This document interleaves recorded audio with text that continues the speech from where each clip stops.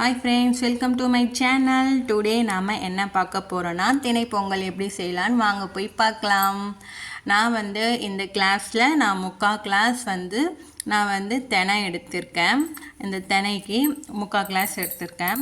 நீங்கள் இந்த டம்ளர்லேயே நீங்கள் பாசிப்பருப்பை இதில் நான் முக்கால் கிளாஸாக அதில் நான் அரை கிளாஸ் எடுத்துக்கிறேன். முக்காக்கு நான் அரை எடுத்திருக்கேன். ஓகேவா? அப்போ நீங்கள் ஒரு கிளாஸ் எடுத்தீங்கன்னா அதில் நீங்கள் முக்கால் எடுக்கணும். ஏன்னா அப்போ தான் அந்த திணையோட பொங்கல் ரொம்ப டேஸ்ட்டாக இருக்கும். நான் முக்காவில் நான் அதை அரை எடுத்திருக்கேன். நல்லா பாருங்கள்.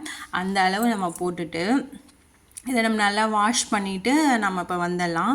இதை நல்லா வாஷ் பண்ணிவிட்டு இதில் நான் இப்போ எவ்வளோ தண்ணி ஊற்ற போகிறேன்னா 3 டம்ளர் தண்ணி ஊற்ற போகிறேன். நீங்கள் ஒரு டம்ளராக எடுத்திங்கன்னா நீங்கள் 4 டம்ளர் தண்ணி ஊற்றணும். அப்போ தான் தினை நல்லா நம்மளுக்கு குக்காகி நல்லா சாஃப்டாகவும் இருக்கும், பொங்கல் நல்லாவும் இருக்கும். அதனால் அதுக்கேற்ற மாதிரி நீங்கள் ஊற்றிக்குங்க. ஊற்றிட்டு நம்ம குக்கரில் வைக்கிறதால இதில் நான் 6 விசில் வச்சு எடுக்கணும். இப்போ 6 விசிலும் நம்ம எடுத்துக்கணும். ஓகேவா? நான் செய்கிற டைமில் தான் கரண்ட்டும் ஆஃப் ஆகிடுச்சு. சரி, ஓகே. நான் செல்ஃபி ஸ்டிக் வாங்கியிருந்தேன்ல, அதில் லைட் இருந்ததில்ல, அந்த லைட்டை வச்சு தான் நான் வீடியோவே எடுத்திருப்பேன். பாருங்களா? ஓகே, எவ்வளோ ஒரு கிளியாரிட்டியாக இருக்கலாம் அந்த செல்ஃபி ஸ்டிக்கு. மீஷோவில் தான் நான் ஆர்டர் பண்ணியிருந்தேன்ல, அந்த செல்ஃபி ஸ்டிக்கில் தான் இப்போ எடுத்துகிட்ருக்கேன் இந்த வீடியோவும். இப்போ நான் 6 விசில் வச்சு எடுத்துட்டேன். பாருங்களா எவ்வளோ நல்லா குக்காக இருக்குல்ல. இதே மாதிரி தான் நல்லா குக்காக இருக்கணும், நல்லாவும் இருக்கும் சாப்பிட. நம்ம ஹெல்த்தியான ரெசிபி எப்போனா வாரத்துக்கு ஒரு நாள் கண்டிப்பாக நம்ம எடுத்துக்கணும்.